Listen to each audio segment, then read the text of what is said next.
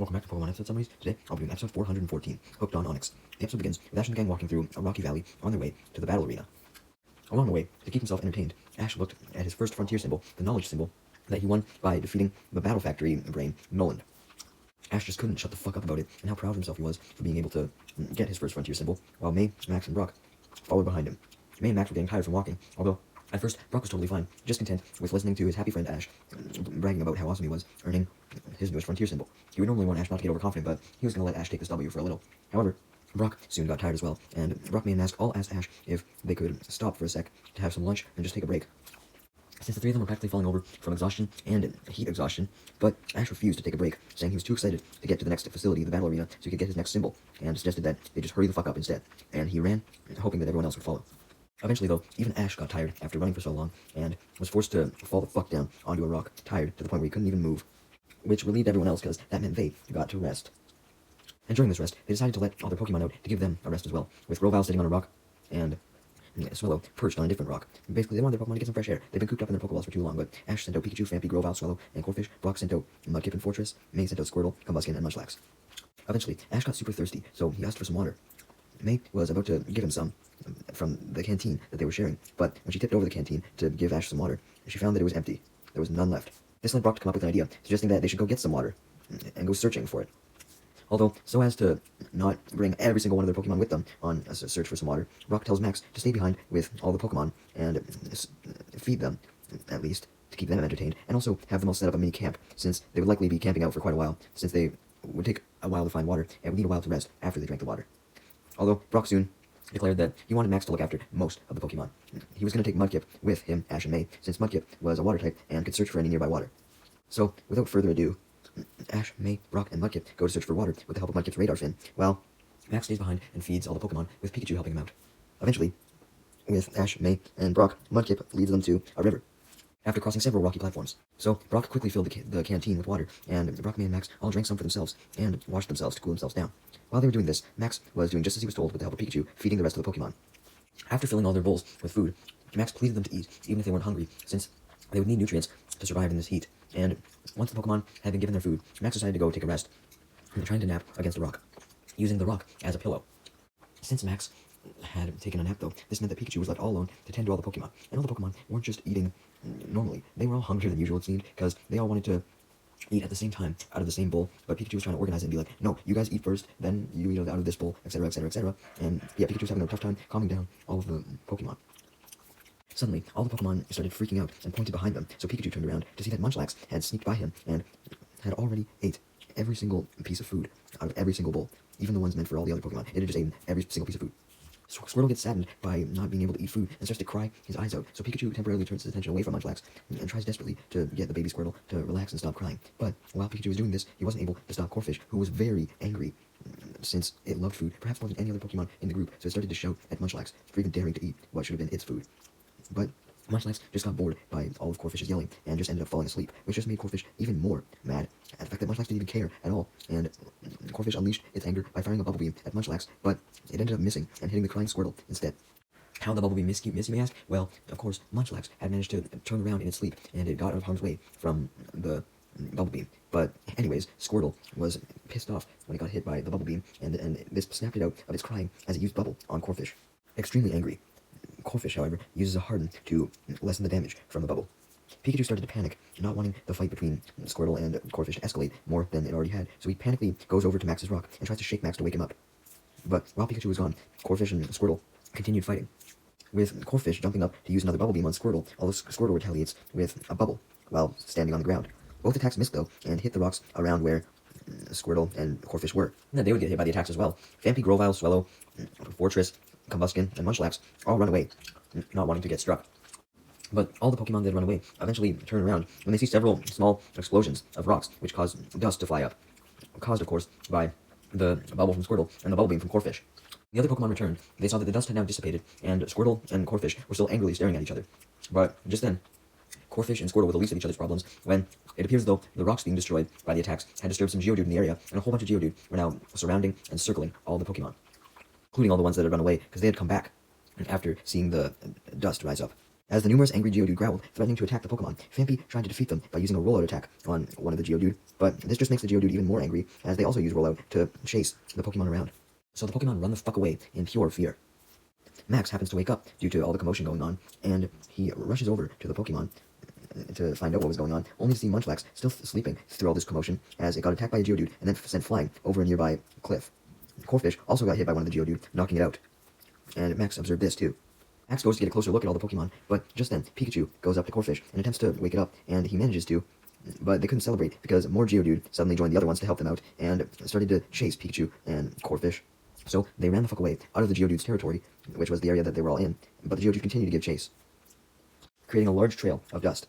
When Max finally made it over to where Corphish and Pikachu used to be, he notices that Corphish and Pikachu were gone, and the Geodude were gone too, as was Munchlax, because, he was hit over that cliff. Max then calls out for the other Pokemon, wondering where they were, and Swellow, Fortress, Combusken, and Grovyle appear from a nearby rock, where they had been hiding from the rest of the commotion, so at least they were safe. Max was semi-pleased with this, but he got a little bit more frustrated when he did a head count of all the Pokemon, and realized that they were missing more than 3, because Phanpy and Squirtle were now missing 2. Who the fuck knows where they went? Just then, Ash, May, and Brock arrived with Mudkip, coming back with water, and they were happy about this. But Max then explains the situation, admitting that he was sleeping, and then when he woke up, half of the Pokemon went missing.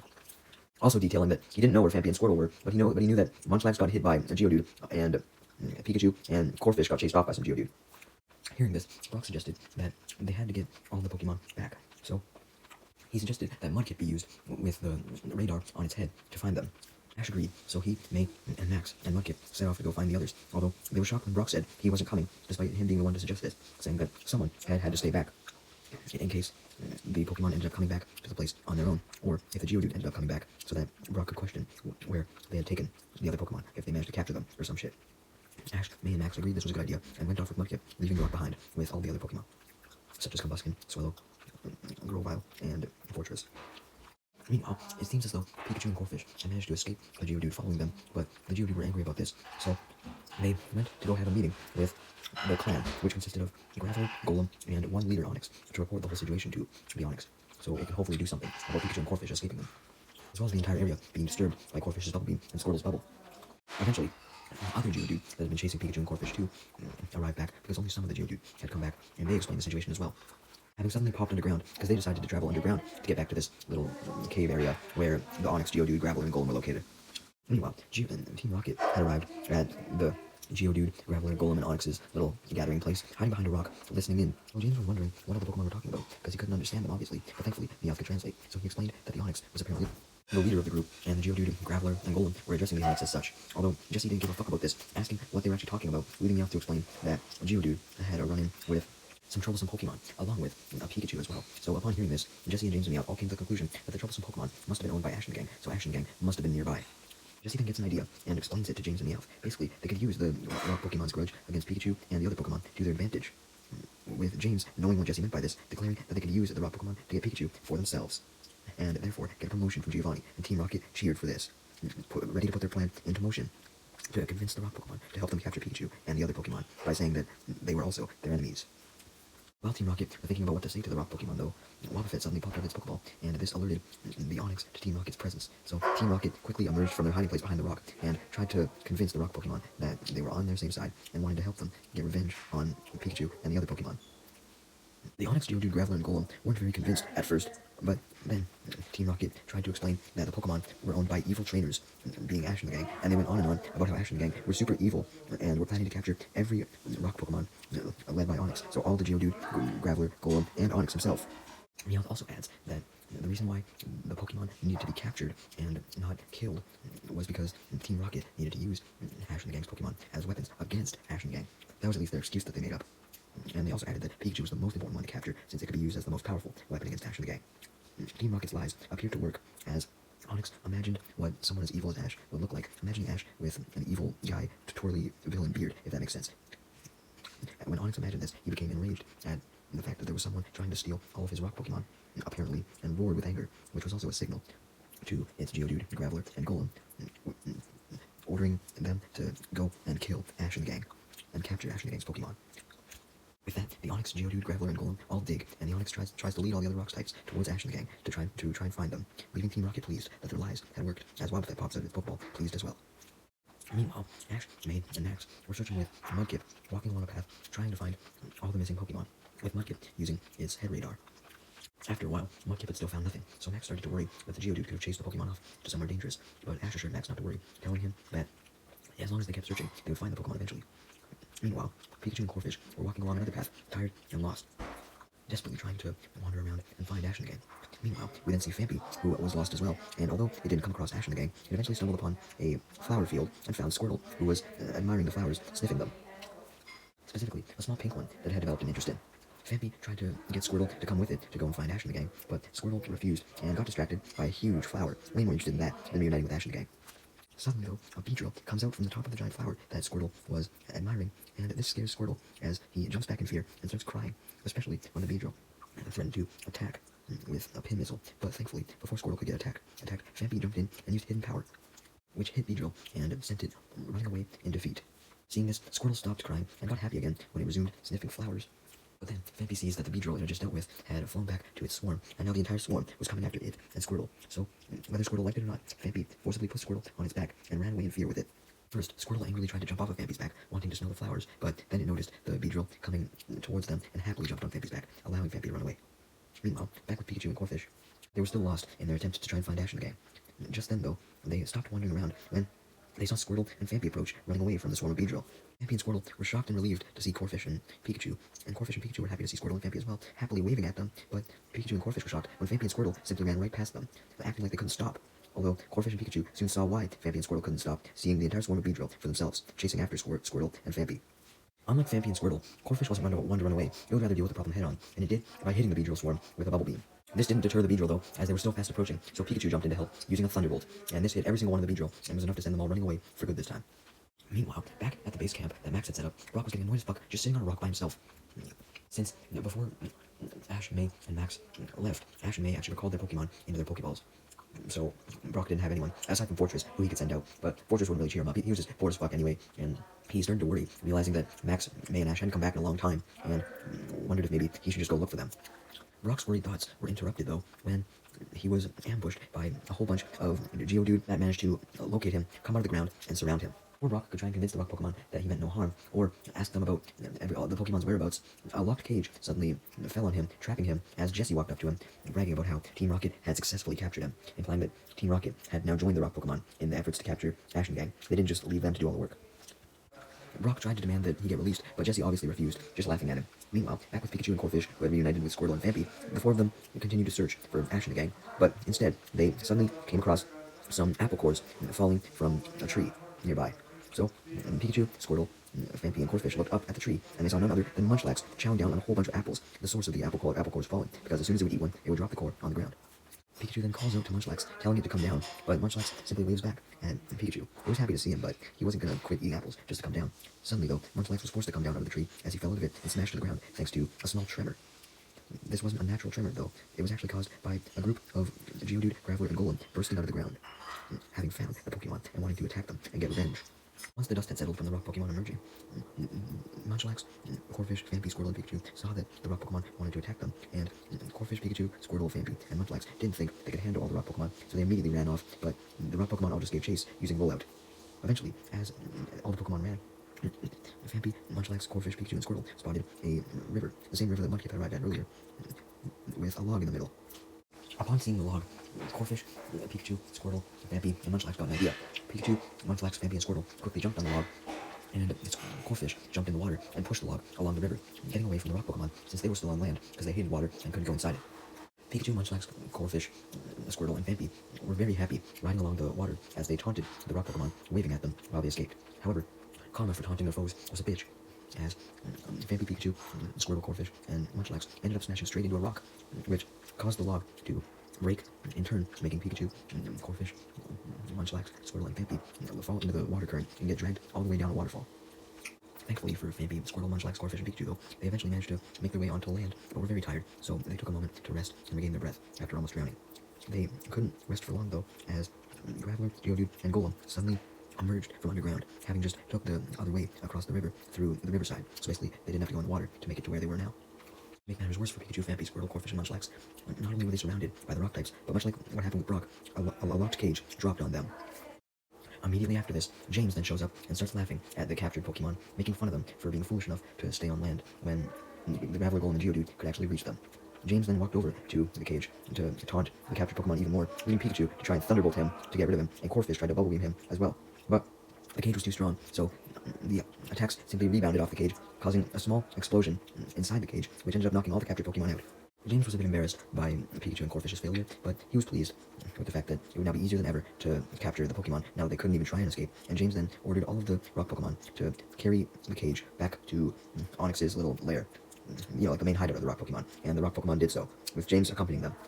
Soon enough, the captured Pokemon were taken back to the Onyx's lair with the help of the Geodude, Graveler, and Golem, and Jesse and the Geodude had taken Brock in his cage to the Onyx's lair as well.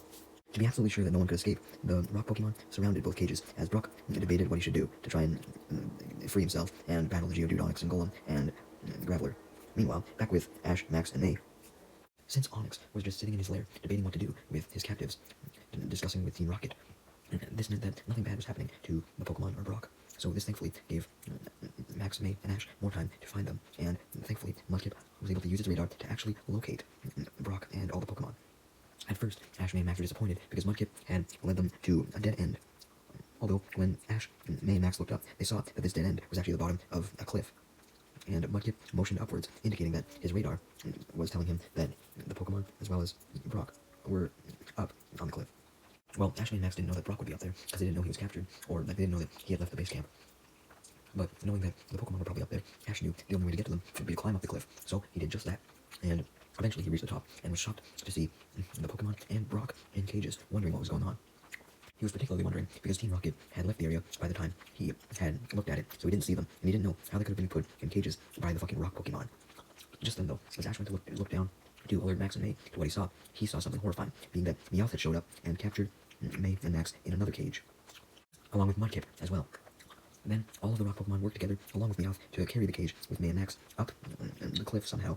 Maybe they actually burrowed underground, and then went up the cliff that way, and they put May and Max's cage, with Brock's cage and the Pokemon's cage, right in front of Onyx. May and Max were obviously confused, so Brock explained what he knew to them from his cage, being that all the rock Pokemon were working with Team Rocket for some reason, adding that Jesse had captured him, and James had brought in the Pokemon's cage.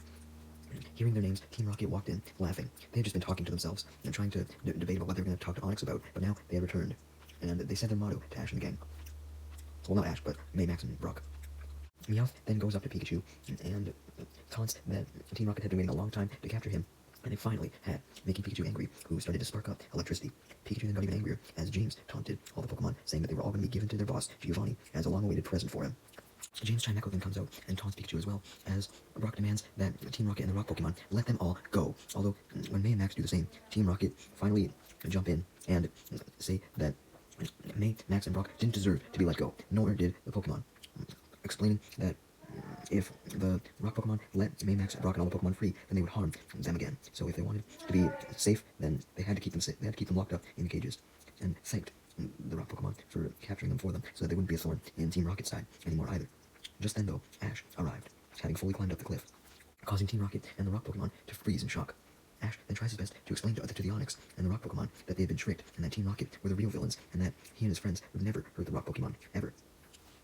Meowth argued back, though, that Ash was lying, and he was clearly the villain that they had described earlier, and that he would be a bad leader if he believed Ash over Team Rocket, although Ash argued back that he was telling the truth, and Team Rocket was just trying to capture all of the rock Pokemon, probably, by catching them off guard, and also using them to capture all of his and his friends' Pokemon. And May, Max, and Brock back Ash up, assuring the Onyx of this, and also saying that they would never harm it or any of its fellow rock Pokemon. Pikachu tries to advocate for Ash as well, although all of this just leaves Onyx immensely confused, as it just sits there silently, thinking over everything that had been said. Suddenly, though, when Ash asked Onyx for a test to prove that he was innocent, Onyx started talking to Ash, and Meowth translated, hoping that Onyx would say, "fuck you" to Ash, or some shit, but instead, Meowth clarified that Onyx didn't know who to believe, but if Ash wanted to prove himself and wanted Onyx to believe him, then Ash had to defeat it in a battle, adding that if Ash wanted to set his friends free, then he would have to beat Onyx. If Onyx was defeated, then his friends would be set free from the cage. This shocked Team Rocket, noting that their plan could be entirely ruined if Ash won. Ash, obviously wanting to save his friends, eagerly agreed to Onyx's battle challenge, and sent out Grovyle to battle Onyx, since there was no other way he could think of to free his friends. Onyx roared, indicating that it was time for the battle to begin. Although May and Max were extremely happy since Grovyle was a grass type, so it had an advantage over Onix, a rock type. Brock warned Ash that he had to be careful, since the grass type advantage may not be enough to deal with Onix, since Onix was at such a high experience level due to being the leader of an entire group of rock Pokemon. Anyways, the battle began with Onix using a combination of Slam and Iron Tail, since its tail basically was its body, but Grovyle was able to dodge using a quick attack, and then turn the quick attack into an attack to hit Onix's hard body. Unfortunately, because of Onix's rock type body, Grovyle ended up just taking more damage than actually doing any damage, because, it got injured because of the hard body. And also, it was knocked into the surrounding cliffs. After Onix used a headbutt, Grovyle refused to give up though, now landing from the cliffs and using a bullet seed, jumping up in the air to do the most damage. And sure enough, this bullet seed did quite a bit to Onix, although Onix countered by trying to use Wrap to wrap Grovyle. Grovyle, utilizing its speed, manages to dodge the wrap and run up Onix's body, catching it off guard, giving Grovyle the chance to use Bullet Seed again, this time on Onix's head, dealing major damage, knocking Onix back and causing a whole bunch of dust to be kicked up. While Onix was recovering from the Bullet Seed, Ash saw his chance to finish off Onix, and did so by having Grovyle use a Leaf Blade, knocking Onix out. May, Max, Brock, and the awakened Pokemon cheer at this, while Team Rocket was not nearly as happy, and instantly started to plan how to get out of the situation without getting blasted off, since Onix was defeated, but also take Pikachu at the same time. Meowth was a bit depressed that they had to give up on catching all the other Pokemon, so he suggested that they at least should take one other Pokemon with them, and that Pokemon should be Onix, since it was the most powerful, presumably even more powerful than the Graveler, Geodude, or Golem. So if they couldn't take any of Ash and the Game's Pokemon, aside from Pikachu, Onix would be their best bet. Team Rocket debated how to capture Onix. They thought it would be quite easy, since Onix was already defeated, but then they saw that Onix was waking up, so they quickly ran away, leaving Ash to face Onix again. And Ash was certainly ready to do so with his Grovyle, but then Team Rocket showed up only a few minutes later, back now outfitted with a brand new mech that Meowth had designed, presumably just in those last few minutes. Ash and the gang were startled by the sudden appearance of Team Rocket, as they suddenly appeared at the top of the cliff, and their mech was holding a boulder. Team Rocket proceeded to make fun of Ash and the gang, saying that although they initially just planned to take Onix and Pikachu, now with this awesome new mech they just made, they were going to take every single Pokemon in the area. And Meowth then pressed a button in the mech, causing the mech to throw the boulder that the mech had in its hands directly at Onix. Ash wanted to protect Onix and prove to Onix that he didn't want to harm it at all, and to prove this, he had Grovyle use a Leaf Blade, which destroyed the rock, protecting Onix, literally turning the rock to rubble, which falls next to Team Rocket's mech. Ash then runs up to Onix, asking if it was alright, and Onix nods, shocked that Ash would help it, despite all the shit that it and his fellow rock Pokemon had done to his friends. But seeing this also made Onix realize that Ash and his friends were innocent at all, and he quickly ordered the Geodude, Graveler, and Golem to break May, Max, Brock, and all the other Pokemon out of their cages. So the Geodude, Graveler, and Golem do so, shattering the cages and freeing May, Max, Brock, and the Pokemon. The Onix then orders Geodude, Graveler, and Golem to protect Ash and the gang from harm from Team Rocket. All the Geodude line up in front of Ash and the gang to protect them, then all the Graveler line up in front of the Geodude, and then all the Golem line up in front of the Graveler to essentially create 3 rows of defense to protect Ash and the gang. Max appreciated this especially, taunting Team Rocket that there was no way they could deal with all of these rock Pokemon at once, although Team Rocket wasn't worried whatsoever, as they knew rock Pokemon's weakness, water, and Jesse ordered Meowth to press a button in the mech to activate some cannons attached to the mech. And these mechs unleashed these cannons unleashed the mech's special attack, Water Spraying, and all the water hit all the rock Pokemon and instantly knocked them out. Every single one. Now, with Onix's troops out of the way, Meowth got excited and pressed another button in the mech, which caused the mech's grappling arms to shoot out, grabbing Pikachu and Onix's tail. So, Jesse then pulled a lever, which put the arms back into the mech, and brought Pikachu and Onix closer to the mech. And then Jesse pressed another button, which caused a Chimecho balloon, not a Meowth balloon, to pop out of the robot. And this Chimecho balloon was used to make Team Rocket float away, taking Pikachu and Onix with them. Ash and the gang panicked, while inside the mech / robot, Meowth was celebrating, waving some fans, happy that they'd finally captured Onix and Pikachu. And Jesse and James were a bit pissed off that they didn't catch the rest of the Pokemon, and reminded Meowth of this, so they were about to fly down to try and capture them, but before they could, they realized that Onix was now resisting, and shaking around in the hand, and with all of Onix's weight, it was kind of pulling the balloon in a direction, and then pulling it in another direction, and basically preventing the balloon from moving either down or up. And to help out Onix, the Geodude, Graveler, and Golem had grabbed onto Onix's bottom, and they were pulling it downwards to prevent Onix from being taken away. Brock and Ash then go to help out the rock Pokemon as well, with Brock having Mudkip's water gun, and Ash having Corphish use Bubble Beam, and these water attacks hit the robot's arm, and causes it to detach from the robot, freeing Pikachu. After the pink smoke from the arm being destroyed had faded, May jumped in to help Onix, and had her Squirtle use Bubble, which destroyed the other arm on the mech, freeing Onix's tail, and therefore setting Onix free. Ash saw a chance now to blast Team Rocket off, since he wouldn't risk blasting off Pikachu or Onix, and told Pikachu to use Thunderbolt on Team Rocket. And this severely weakened Team Rocket, and almost blasted them off, but Onix wanted to blast Team Rocket off as well, being angry at them, so it did the final blow, in combination with Pikachu's Thunderbolt, using an Iron Tail, officially blasting Team Rocket off. Once Ash and the gang were done celebrating the fact that Team Rocket was gone, the Onix decided to reward Ash and the gang for helping him and his rock Pokemon group fight Team Rocket, and also apologize for capturing them earlier by letting Ash and the gang ride it through the valley to their next destination, or at least closer to the next destination, out of the valley. So with that, Ash and the gang rode on Onix's back as it took them out of the valley towards the battle arena.